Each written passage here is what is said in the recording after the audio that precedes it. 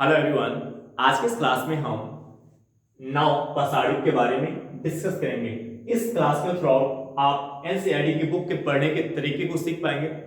NCERT की book को UPSC और स्टेट पीसीएस एग्जाम के अप्रोच एंगल से कैसे पढ़े, वो अप्रोच वो एंगल भी आपको सीखने को मिलेगा।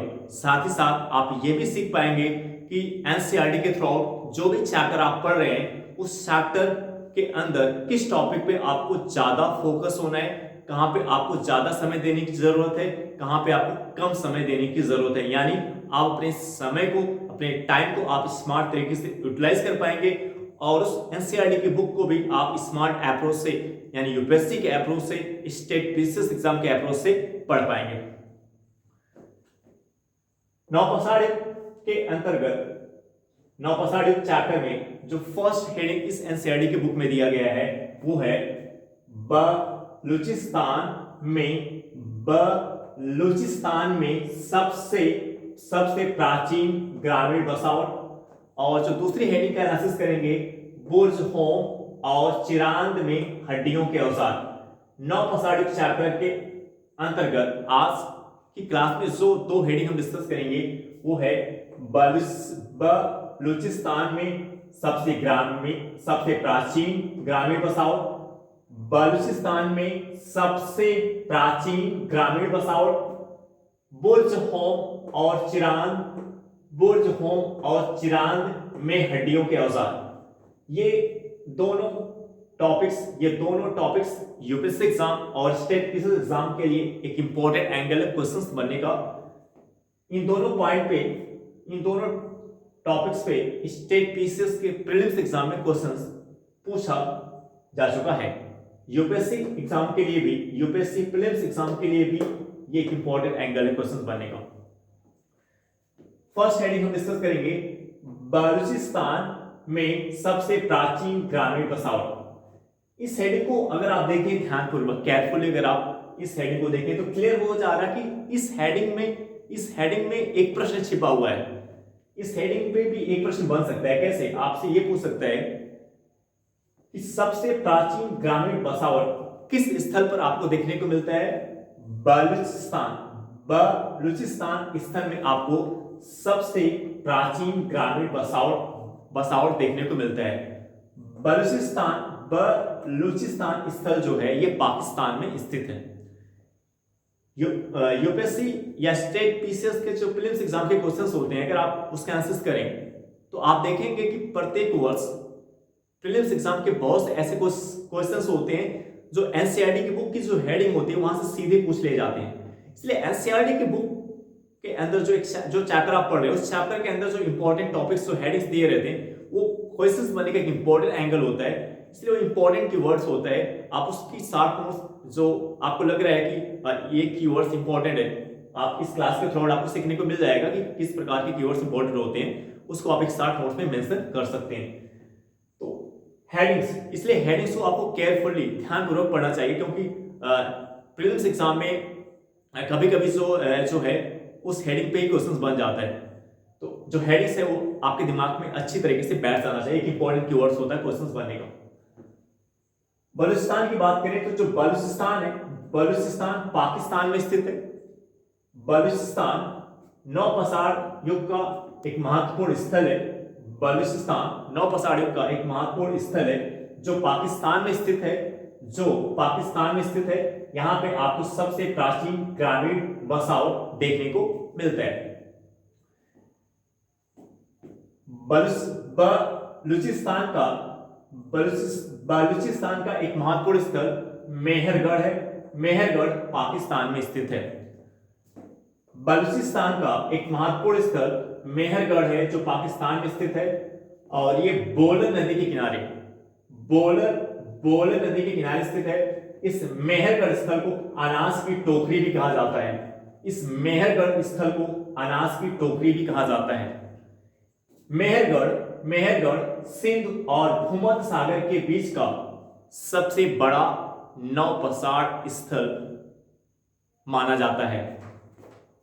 नौपसाड़ युग का वह सबसे बड़ा स्थल कौन है? नौपसाड़ युग का वह सबसे बड़ा स्थल कौन है जो सिंध और भूमध्य सागर के बीच बीच स्थित है? मेहरगढ़। तो कभी भी इस एंगल पे, इस पॉइंट पे कैसे क्वेश्चन आपसे पूछ सकते हैं कि नौपसाड़ युग का वह सबसे बड़ा स्थल कौन है जो सिंध और भूमध्य सागर पर स्थित है? वो है मेहरगढ़। हमने आपसे पहले आपको बताया कि इस क्लास के थ्रू आपको आप जो पॉइंट, जो कॉन्सेप्ट, जो फैक्ट आप सीख रहे हैं, उस फैक्ट, उस पॉइंट पे क्वेश्चन कैसे बनेगा, यूपीएससी एग्जाम में क्वेश्चन बनेगा, क्या एंगल होता है, वो एंगल भी आपको सीखने को मिलेगा।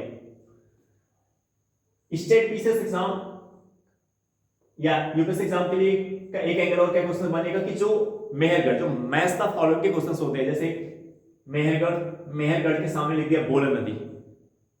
तो आपको पता है कि जो मेहरगढ़ है वो किस नदी पे लोकेटेड है, किस नदी पे स्थित है?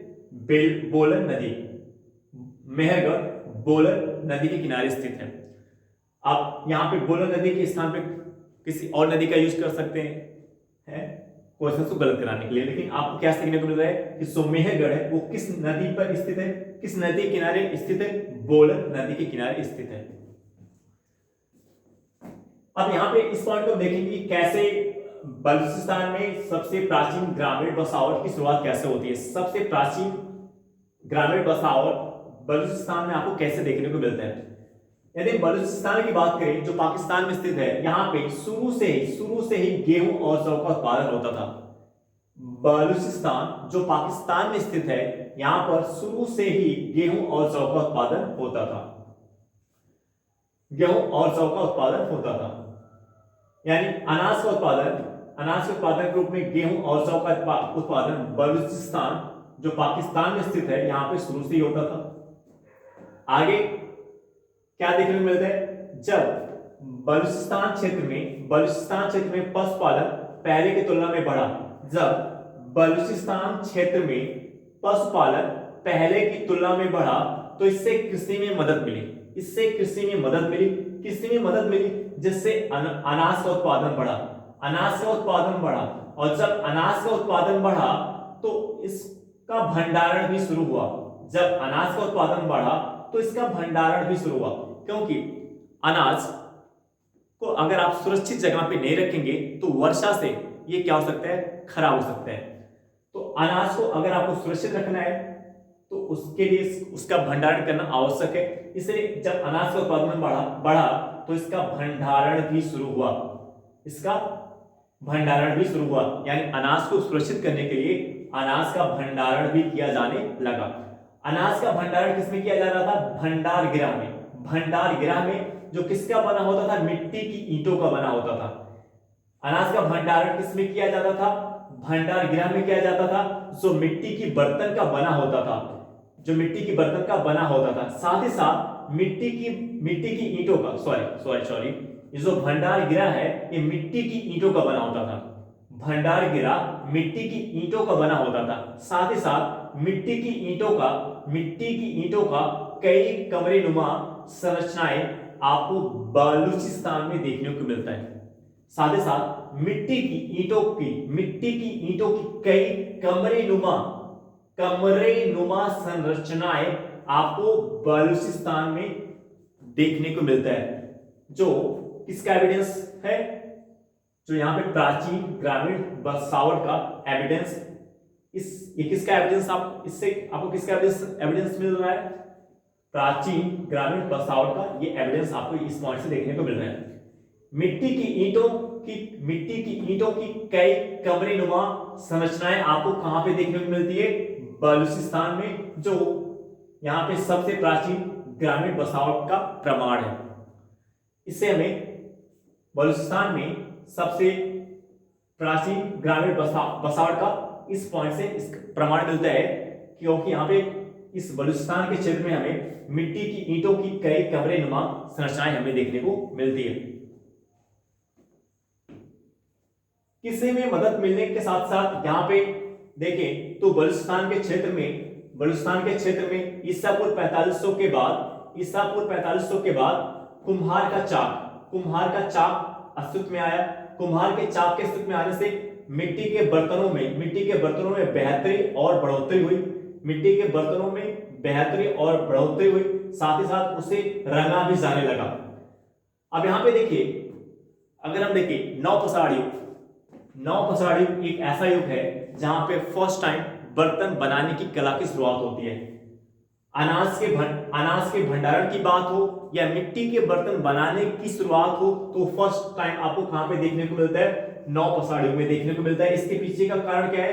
अनाज का उत्पादन, अनाज का उत्पादन, क्योंकि अनाज का उत्पादन होने से भंडारण के लिए आपको भंडार गृह की जरूरत पड़ी, साथ ही साथ खाना पकाने खाना पकाने और खाने के लिए भी हमें बर्तन की आवश्यकता, मिट्टी के बर्तनों की आवश्यकता महसूस हुई। और इस कारण से इस आवश्यकता के कारण कुम्हार का चाक अस्तित्व में आया, जिससे मिट्टी के बर्तनों में वृद्धि हुई, साथ ही साथ उसे रंगा भी जाने लगा। अब नेक्स्ट स्टडी है बुर्ज, होम और चिरांद। बुर्ज, होम और चिरांद में हड्डियों के औजार, यह भी एक इंपॉर्टेंट एंगल क्वेश्चन बनेगा यूपीएससी और स्टेट पीसीएस एग्जाम में। बुर्ज होम और चिरांद में हड्डियों के औजार। बुर्ज होम की बात करें तो जो बुर्ज होम है वो जम्मू और कश्मीर में स्थित है। बुर्ज होम जम्मू और कश्मीर में स्थित है। चिरांद बिहार में स्थित है। चिरांद बिहार में स्थित है। इन दोनों स्थलों पर हड्डियों के औजार पाए गए हैं। बुर्ज होम और चिरांद, इन दोनों स्थलों पर हड्डियों के औजार पाए गए हैं। चिरांद जो बिहार में स्थित है, चिरांद जो बिहार में स्थित है, यहाँ पे बड़े पैमाने पर हड्डियों के औजार पाए गए। चिरांद जो बिहार में स्थित है, यहाँ पे बड़े पैमाने पर हड्डियों के औजार पाए गए हैं। प्राचीन भारत का वह कौन सा स्थल है? प्राचीन भारत का नवपाषाण काल का वह कौन सा स्थल है जहां पे प्राचीन भारत का नवपाषाण काल का वह कौन सा स्थल है जहां पे बड़े पैमाने पर हड्डियों के औजार पाए गए हैं? चिरांद ये कहां पे स्थित है? बिहार में, बिहार राज्य में स्थित है। बुर्ज होम जो जम्मू और कश्मीर में स्थित है, बुर्ज होम जो जम्मू और कश्मीर में स्थित है, यहाँ की कश्मीरी नौपसार संस्कृति की पहचान। बुर्ज होम जो जम्मू और कश्मीर में स्थित है, इस जम्मू और कश्मीर यानी कश्मीरी नौपसार संस्कृति की पहचान। कश्मीरी नौपसार संस्कृति की पहचान। बुर्ज होम जो जम्मू और कश्मीर में स्थित है, इस जम्मू और कश्मीर यानी जम्मू और कश्मीर के अंतर्गत जो कश्मीरी नौपसार संस्कृति की पहचान है वो किसके रूप में होती है? कश्मीरी नौपसार संस्कृति की पहचान इसके निवास स्थल के रूप में, मिट्टी के बर्तन के रूप में, पत्थर और हड्डियों के औजार के रूप में, पत्थर के चिकनाए हुए औजार के रूप में, साथ ही साथ छोटे पत्थरों के औजारों की पूर्ण अनुपस्थिति के रूप में होती है। कश्मीरी नौपसार संस्कृति की पहचान किसके रूप में की जाती है? कश्मीरी नौपसार संस्कृति की पहचान किसके रूप में की जाती है? इसके निवास स्थल के रूप में की जाती है। मिट्टी के बर्तनों के रूप, यहाँ पे जो मिट्टी के बर्तनों का निर्माण होता है उसके रूप में की जाती है। पत्थर और हड्डियों के औजारों के रूप में, मिट्टी के बर्तन जो यहाँ पे पाए गए हैं, पत्थर और हड्डियों के औजार जो आपको यहाँ पे देखने को मिलते हैं, और जो पत्थर के चिकनाए हुए औजार का जो उपयोग यहाँ पे कश्मीरी नौपसार संस्कृति में आपको देखने को मिलता है। साथ ही साथ यहाँ पे जो छोटे पत्थरों के औजारों की पूर्ण अनुपस्थिति यानी कश्मीरी नौपसार संस्कृति में छोटे पत्थर के औजार नहीं पाए गए। किस लोकेशन में, किस स्थान पर छोटे पत्थर के औजार नहीं पाए गए हैं? कश्मीरी नौपसार यानी जम्मू एंड कश्मीर यानी बुर्ज होम स्थान पर, जिसकी पहचान बुर्ज होम जो जम्मू और कश्मीर में स्थित है, इसकी पहचान कश्मीरी नौपसार, इसके कश्मीरी नौपसार संस्कृति की जो पहचान है वो यहाँ के इसके निवास स्थल, मिट्टी के बर्तन, पत्थर और हड्डियों के औजार, छोटे पत्थरों के औजार की पूर्ण अनुपस्थिति और पत्थर के चिकनाए हुए औजारों का जो यहाँ पे उपयोग किया जाता था इसके रूप में की जाती है। यानी कश्मीरी नौपसार संस्कृति में आपको निवास स्थल देखने को मिलते हैं, मिट्टी के बर्तन देखने को मिलता है, पत्थर और हड्डियों के औजारों का उपयोग देखने को मिलता है, पत्थर के चिकनाए हुए औजारों का उपयोग देखने को मिलता है, छोटे पत्थरों के औजारों की पूर्ण अनुपस्थिति देखने को मिलती है। ये इसके फीचर है, ये कश्मीरी नौपसार संस्कृति के फीचर है। और इस कश्मीरी नौपसार संस्कृति के अंतर्गत एक स्थल जो आता है बुर्ज होम आता है। बुर्ज होम और चिरान में जो हड्डियों के औजार पाए गए, ये तो नौपसार की ये दो महत्वपूर्ण स्थल है। बुर्ज होम और चिरान नौपसार जो कि ये महत्वपूर्ण स्थल है। इस हेडिंग के अंतर्गत कुछ और भी स्थल यहाँ पे दिए गए हैं, अदर लोकेशंस, जैसे असम की पहाड़ियां। और वो कौन से स्थल है जहां पे नौ पसाड़ बसावट सेटलमेंट देखने को मिलता है? असम की पहाड़ियों में, गारो पहाड़ियों में जो मेघालय राज्य में स्थित है, विंध्य और कैमूर पहाड़ियों में, विंध्य की बात करें, विंध्य की पहाड़ियों की बात करें तो विंध्य की पहाड़ियों में कौन कौन से राज्य आते हैं? मध्य प्रदेश, छत्तीसगढ़, गुजरात, उत्तर प्रदेश का दक्षिणी हिस्सा, बिहार आता है। विंध्य क्षेत्र में कौन कौन से राज्य आते हैं? मध्य प्रदेश, छत्तीसगढ़, गुजरात, उत्तर प्रदेश का दक्षिणी हिस्सा, बिहार क्षेत्र आता है। कैमूर की पहाड़ियों में कौन कौन से राज्य आते हैं? मध्य प्रदेश, उत्तर प्रदेश, बिहार। कैमूर पहाड़ियों में कौन कौन से राज्य आते हैं? मध्य प्रदेश, उत्तर प्रदेश, बिहार। कैमूर पहाड़ियों के अंतर्गत रोहतास जिले में सेनवार एक महत्वपूर्ण स्थल है। सेनवार जो रोहतास जिले में स्थित है, ये कैमूर पहाड़ियों के अंतर्गत आता है। कैमूर पहाड़ी के रोहतास जिले में जो सेनवार स्थल है, कैमूर पहाड़ी के रोहतास जिले में जो सेनवार स्थल है, ये नवपाषाण काल का एक महत्वपूर्ण स्थल माना जाता है। सेनवार। मिर्जापुर जो उत्तर प्रदेश में स्थित है, यह भी नवपाषाण, यहाँ पे भी नवपाषाण काल के बसावट देखने को मिलते हैं। इलाहाबाद उत्तर प्रदेश में भी आपको नवपाषाण काल के बसावट सेटलमेंट देखने को मिलते हैं। इलाहाबाद के अंतर्गत दो महत्वपूर्ण स्थान कुलदीहवा और महाग, ये धान की खेती के लिए जाना जाता है। इलाहाबाद के दो महत्वपूर्ण स्थल कुलदीहवा और महाग धान की खेती के लिए जाने जाते हैं। इस बुर्जों और 94 हड्डियों के औजार, एनसीईआरटी की बुक में ये जो हेडिंग बुर्जों और 94 हड्डियों के औजार दिए गए हैं, इसके अंतर्गत एक इंपॉर्टेंट फैक्ट और यहां पे दिया गया है। नवपाषाण युग के जो बसावट है, जो सेटलमेंट है, नवपाषाण काल के जो बसावट है, नवपाषाण युग की जो बसावट है, और आपको कहां पे देखने को मिलता है? 4 नदियों के संधि स्थल पर भी देखने को मिलता है। नवपाषाण युग की बसावट, नवपाषाण युग की जो प्राचीन बसावट है, ये कहां पे देखने को मिलता है? 4 नदियों के संधि स्थल पर देखने को मिलता है। गंगा, सोन, गंडक, घाघरा। नवपाषाण युग की जो सेटलमेंट है, जो बसावट, ये 4 नदियों के संधि स्थल पर देखने को मिलता है। उन 4 नदियों में कौन कौन से आते हैं? गंगा, सोन, गंडक, घाघरा। इन क्षेत्रों में पत्थर के औजार की कमी पाई गई है।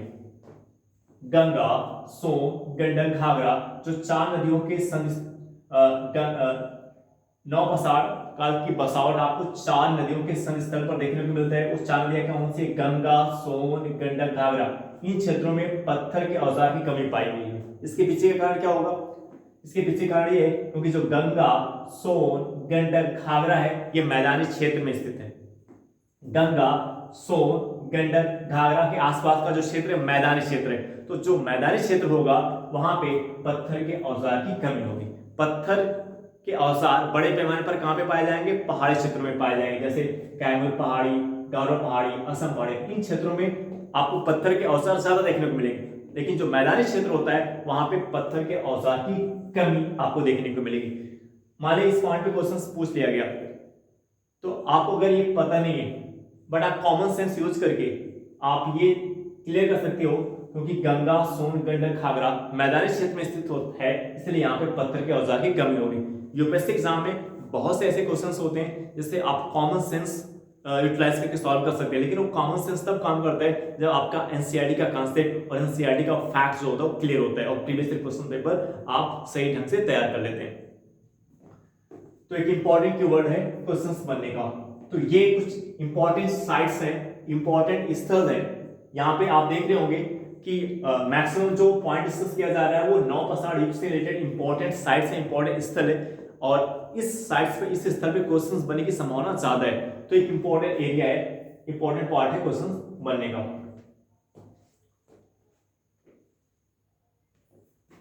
अदर लोकेशन में बोध गया मंदिर के करीब ताराडीह स्थल भी आता है जो बिहार में स्थित है।